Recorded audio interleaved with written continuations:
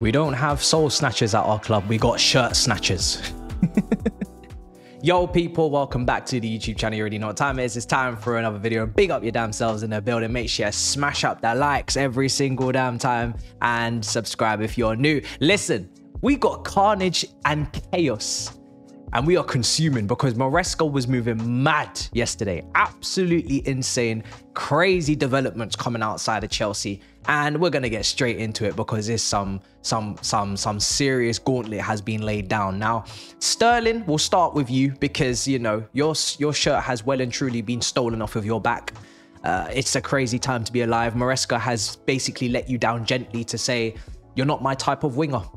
He said it's not you, it's me. You're just not my type. It's a me problem, you know? I've had wingers in the past. They've broken my heart. They've sold me dreams. They've told me lies. They've done step overs. There's been no end product. They can't cross.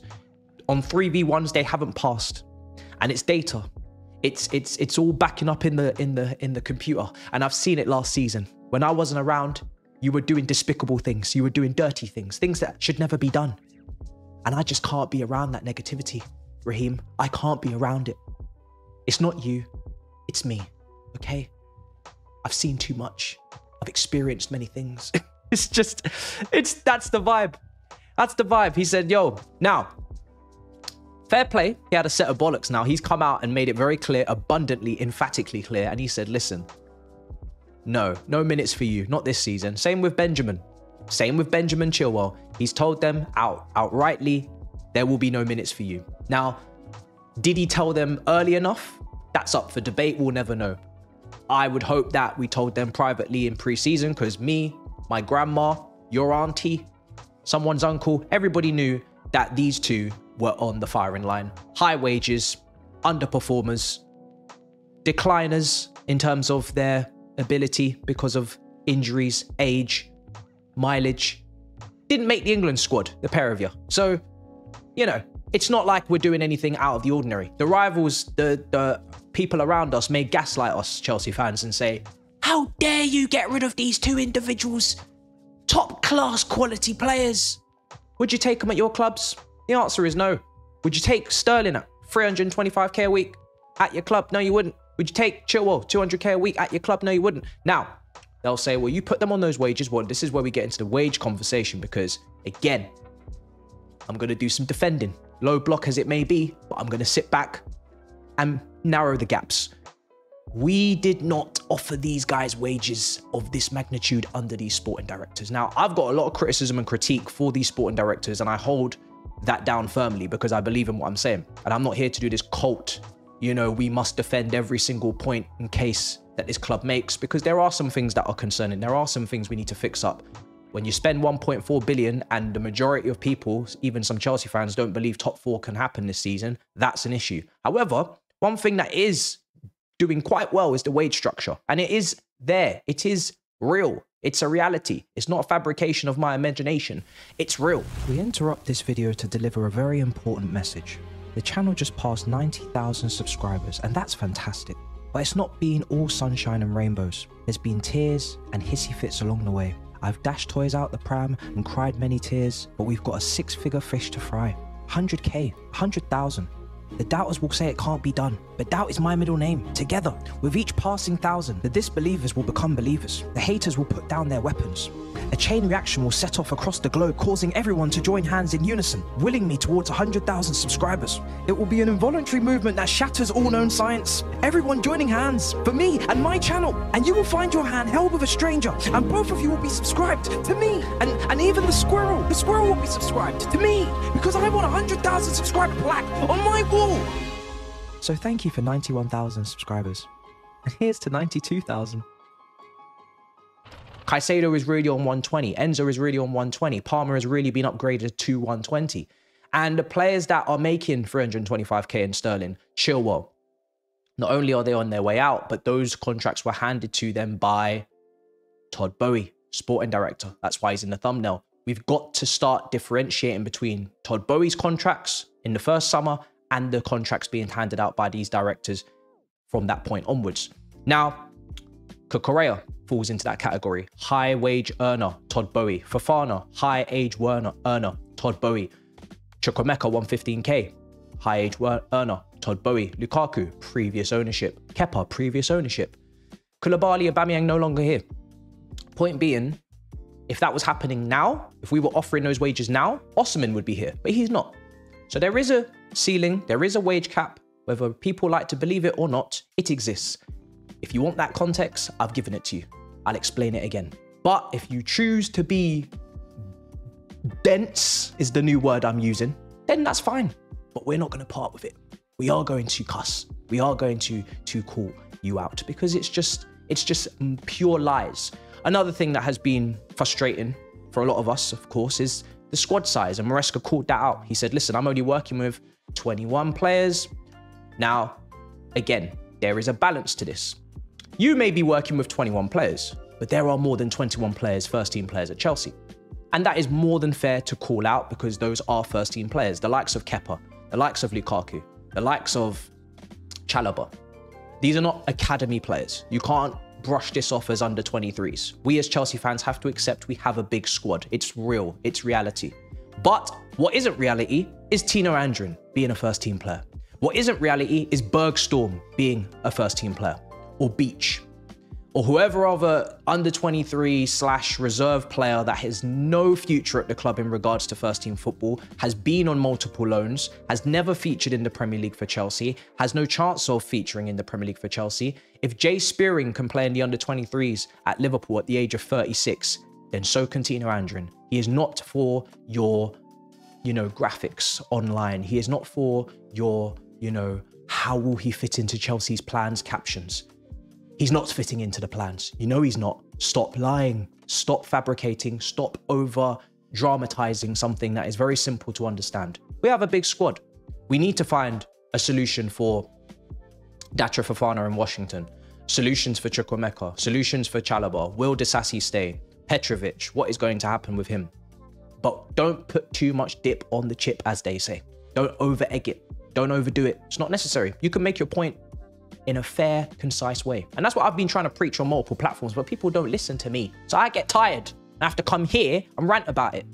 Now, let's talk about the fact that, again, these players that we're trying to get rid of are going to be difficult to move, right? We've just mentioned their names, especially Chilwell, Sterling. Lukaku seems to be going to Napoli in the coming days, next 24 hours, we hope, and Kepa, of course, as well. These are obviously old contracts from old regimes that need to be solved and sorted bombastically. Okay, now we know the shirt numbers have been absolutely taken. Felix obviously was announced yesterday. He wears the number 14, taken from Chalobah. Sterling 7, taken by Pedro Neto. Shirt numbers for me are a fluid thing until you press submit on Football Manager on the last day of registration. It's not something to be crying about. It's not something to be complaining about. Your shirt number is not confirmed until registration for the Premier League or European competition is done and dusted. In terms of Sterling, when people are talking about, how has he been treated? Listen, my thoughts. I would have preferred that Gallagher and Chalobah be treated with a little bit more class in regards to their exits. Yes, you want to make profit. Yes, you want to move them on. Whether we agree with it or not, I'm fine with Gallagher going. And to be honest, I don't even feel sorry for Gallagher anymore. If you look at his social medias and you look at Atletico, the way they've welcomed him, they've had motorbikes coming out, they've had fire, they've had, FIFA Ultimate Team card reveal, basically for him, the whole crowd chanting his name. It's mad. It's absolutely insane, the welcome he's just received at Atletico Madrid. A beautiful, crisp number 4 shirt, 200k a week, Champions League football, Diego Simeone is your manager. I don't need to worry about you. I don't need to worry about you. I should worry about me. I don't worry about you. I worry about myself. You know what I mean? We need to worry about us. Don't worry about him. He's good. Sun, winter break. That brother's living.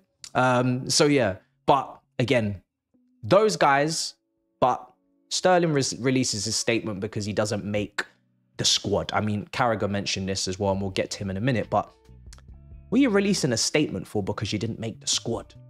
The squad is a fluid thing. It's something that is optional for anyone to be in and out. It depends on the manager's selection. Don't bring that entitlement over here, brother. You were not good enough last season. The intangibles we're looking for in terms of leadership, you didn't provide on those 3v1s against Wolves. In regards to tracking back, it ain't there. We had record numbers for walking, statistics flying out of our ass. You are in no position to be demanding to be in a squad. Nobody is. Absolutely nobody is. If you get into the squad, great. If you don't, you talk to the manager privately, you have a little whisper in his ear and you say, what's going on, gaffer? And then he'll tell you, and then you can work in training and you can hope to get into the next squad.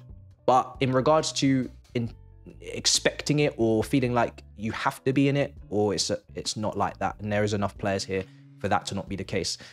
So I don't feel sorry for Sterling in regards to him training on his own now for the next couple of days, because I'm looking at that as a consequence of the statement.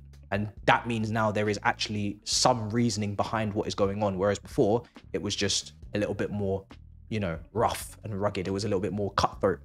This is at least a series of events that has been maybe building. Again, I hope the club have given these guys a little bit of notice in terms of them not being in the plans. But we as a fan base can all see that these guys were not going to be in the plans. The wages are too high. The quality is not there. The decline is clear. And the availability in some players for Chilwell's question is also questionable as well. So yeah, for me, it didn't come as a shock, but maybe for them it did. So yeah, listen, if you're going to get rid of players like this, it seems like Sterling's open to moves he's open to moving away. Maybe that is because we've had to be so public and so cutthroat with it. Now, in terms of everybody getting really excited about Maresca's bold, ballsy comments, again, calma is there, because at the end of the day, these are players that the board want to get rid of as well. It's not just him. So he is speaking on behalf of them as far as I'm concerned as a head coach. If he now turns around and says Maresca, himself, if he turns around and now says Mudryk is not part of the plans, that is a big ballsy moment for you, because now you're going against the sporting director's recruitment, and it's a player that they've said we don't need to replace because he's the number 10 and we believe in him, and we don't need Neymar or whoever else because we've got Mudryk. That's now you clashing loggerheads with the board potentially, and now we can say you're the Antonio Conte Italian that we all remember. But until that moment, you are head coach verbalizing what they want, and it all is in line and it's great. Now, of course, that is what you want, right? You want everybody singing from the same song sheet. But in regards to Chelsea fans getting into a kind of really defensive, I get it. People are cussing our club. We're looking at people thinking we're a banter club, but that is going to continue, and the cussing will commence in the media and online from rival fans until we start winning games. You can defend as much as you wish to defend. Put up the low block on TikTok. You can put up, you know, the 4, the 5s, the wing backs, whatever you wish on the Instagram comments. But in regards to Chelsea not being looked at as a mess, we are first of all going to have to start, you know, winning games, collecting points, moving up the table in regards to the last couple of seasons. But also, we have to actually admit that there is some justification for it, considering we're signing, say, a João Felix, a player I like, when that wasn't really the plan at the start of the window. It is because we want to move Gallagher the other way.